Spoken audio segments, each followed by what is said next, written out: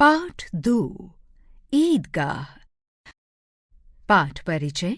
प्रस्तुत कहानी के माध्यम से लेखक ने ईद जैसे महत्वपूर्ण त्योहार को केंद्र में रखते हुए ग्रामीण मुस्लिम परिवेश को भावात्मक रूप देने का प्रयास किया है।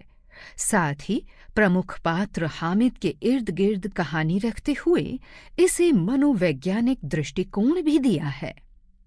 जीवन मूल्य: दया भाव, सहानुभूति, ममता, सेवा भाव, त्याग, सद्भाव और विवेक। रमजान के पूरे 30 रोजों के बाद ईद आई है। कितना मनोहर, कितना सुहावना प्रभात है। आज का सूर्य देखो, कितना प्यारा, कितना शीतल है, मानो संसार को ईद की बधाई दे रहा हो। गांव में कितनी हलचल है। ईदगाह जाने की तैयारियां हो रही हैं। लड़के सबसे ज्यादा प्रसन्न हैं। बार बार जेब से अपना खजाना निकाल कर गिनते हैं और खुश होकर फिर रख लेते हैं। महमूद गिनता है 1, 2, 10, 12। मोहसिन के पास 1, 2, 3, 8, 9, 15 पैसे हैं। इन्हीं अनगिनत पैसों में अनगिनत चीजें लाएंगे, जैसे खिलौने, मिठाइयाँ, बिगुल, गेंद और जाने क्या क्या। और सबसे ज्यादा प्रसन्न है हामिद। वो 4-5 साल का दुबला पतला गरीब लड़का है, जिसके अम्मी अब्बा अब इस दुनिया में नहीं हैं। हामिद अपनी बूढ़ी दादी अमीना के साथ रहता है। उसे बताया गया है कि उसके अब्बा जान रुपए कमाने गए हैं, बहुत सी थैलियां लेकर आएंगे। अम्मी जान अल्लाह मियाँ के घर से उसके लिए बड़ी अच्छी अच्छी चीजें लाने गई हैं। इसलिए हामिद हमेशा प्रसन्न रहता है। आशा तो बड़ी चीज है, और फिर बच्चों की आशा। हामिद के पाँव में जूते नहीं हैं, सिर पर एक पुरानी टोपी जिसका गोटा काला पड़ गया है। फिर भी वो खुश है, क्योंकि इन सब से उसे फर्क नहीं पड़ता। अभागिनी अमीना अपनी कोठरी में बैठी रो रही है। आज ईद का दिन है और उसके घर में अन्न का एक दाना तक नहीं। इस अंधकार और निराशा में वो डूबी जा रही है। गांव से मेला चला और बच्चों के साथ हामिद भी जा रहा था। हामिद के पैरों में तो जैसे पर लग गए हैं। बच्चों के लिए नगर की सभी चीजें अनोखी थी। वे जिस चीज की ओर ताकते ही रह जाते। सड़क के दोनों ओर अमीरों के बगीचे हैं, पक्की 4 दीवारी बनी हुई है। पेड़ों में आम और लीचियां लगी हुई हैं। सहसा ईदगाह नजर आया। ऊपर इमली के घने वृक्षों की छाया है, नीचे पक्का फर्श है जिस पर जाजिम बिछा हुआ है। रोजेदारों की पंक्तियां एक के पीछे एक दूर तक चली गई हैं। नमाज अदा करके लोग आपस में गले मिलते हैं और उसके बाद मिठाई और खेल तमाशों की दुकान पर धावा बोल देते हैं। बच्चे मेला देखकर बहुत खुश हैं। ये देखो, हिंडोला है, यह चरखी है। लकड़ी के हाथी, घोड़े, ऊंट छड़ों से लटके हुए हैं। 1 पैसा देकर बैठ जाओ और 25 चक्करों का मजा लो। महमूद, मोहसिन, नूरे और शम्मी इन घोड़ों और ऊंटों पर बैठते हैं। हामिद दूर खड़ा है। 3 ही पैसे तो हैं उसके पास। जरा सा चक्कर खाने के लिए वो इन्हें खर्च नहीं करना चाहता। सब चरखियों से उतरते हैं। अब खिलौने लेंगे। तरह तरह के खिलौने हैं।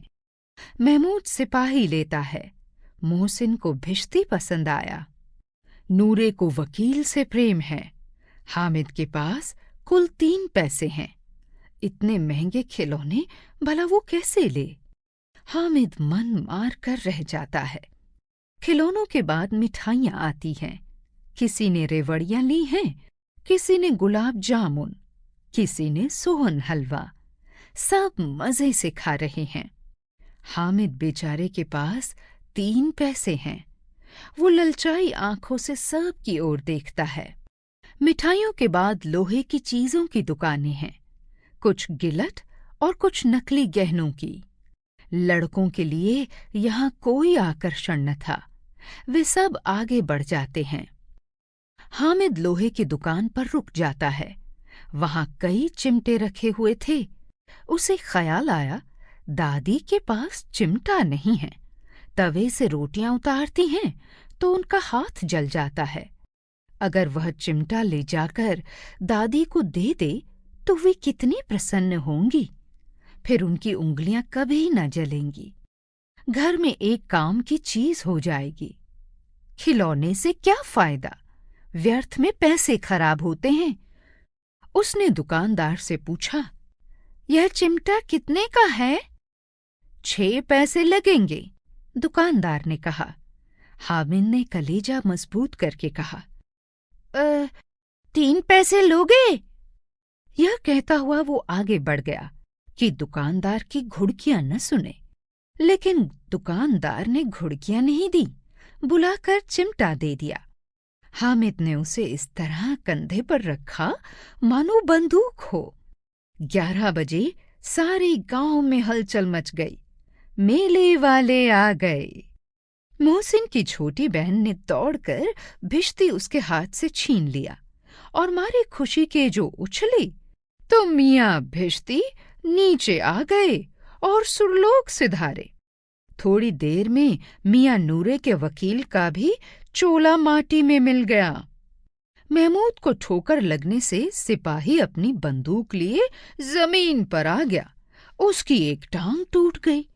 अब मियाँ हामिद का हाल सुनिए। अमीना उसकी आवाज सुनते ही दौड़ी और उसे गोद में उठाकर प्यार करने लगी। सहसा उसके हाथ में चिमटा देखकर वो चौंक गई। यह चिमटा कहाँ से आया? मैंने मोल लिया है। कै पैसे में? 3 पैसे दिए। अमीना ने छाती पीट ली। यह कैसा नासमझ लड़का है कि दोपहर हुई, कुछ न खाया न पिया, लाया क्या? ये चिमटा। सारे मेले में तुझे और कोई चीज ना मिली जो ये लोहे का चिमटा उठा लाया। हामिद ने अपराधी भाव से कहा, तुम्हारी उंगलियां तवे से जल जाती थी, इसलिए मैंने इसे ले लिया। बुढ़िया का क्रोध तुरंत स्नेह में बदल गया। बच्चे में कितना त्याग, कितना सद्भाव और कितना विवेक है। दूसरों को खिलौने लेते और मिठाई खाते देखकर इसका मन कितना ललचाया होगा। वहां भी इसे अपनी बूढ़ी दादी की याद बनी रही। अमीना का मन गदगद हो गया। वो रोती रही और रोते रोते अपना दामन फैलाकर हामिद को दुआएं देती रही। नई जानकारी। इस्लामिक कैलेंडर हिजरी के अनुसार रमजान का महीना सबसे पाक पवित्र महीना होता है। ये माना जाता है कि रमजान के महीने की 27वीं रात को कुरान का अवतरण हुआ था, इसलिए इस महीने में कुरान को ज्यादा पढ़ा जाता है।